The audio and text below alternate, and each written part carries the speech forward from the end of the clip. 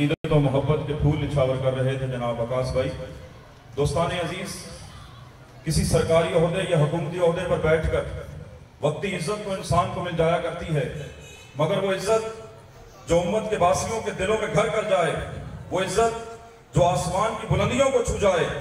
खुदा की कसम वो इज्जत दहलीज़े रसूल से मिला करती है। और वो लोग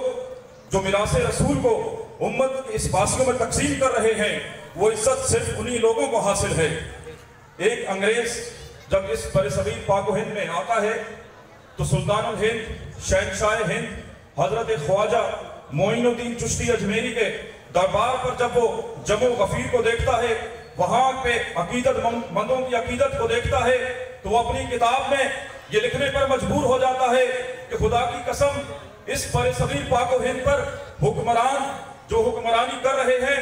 जो लोगों के सरों पर हुक्मरानी कर रहे हैं, असली हुकूमत उनकी नहीं बल्कि असली हुकूमत जिंदा कबूर में रहने वाले उन लोगों की है कि जो सदियां गुजर जाने के बाद भी आज भी लोगों के दिलों में हुकूमत करते हैं।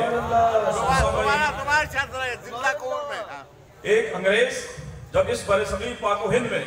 सियाहत के लिए आता है तो वो क्या लिखता है,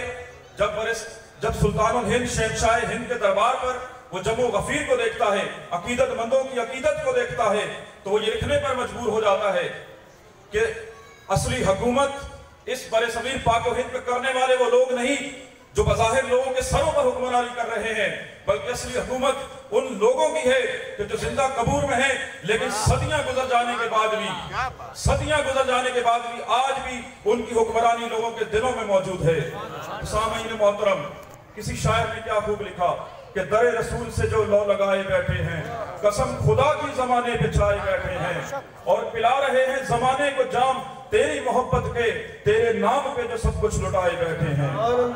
सामईन मोहतरम, आइए कि बारगाह रिसालत माब सल्लल्लाहु अलैहि वसल्लम में इस महफिल की आखिरी नात पेश करने के लिए मैं दावत देना चाहता हूँ जनाब इशफाक भाई, जिनका ताल्लुक डालमिया से है, वो तशरीफ लाएं।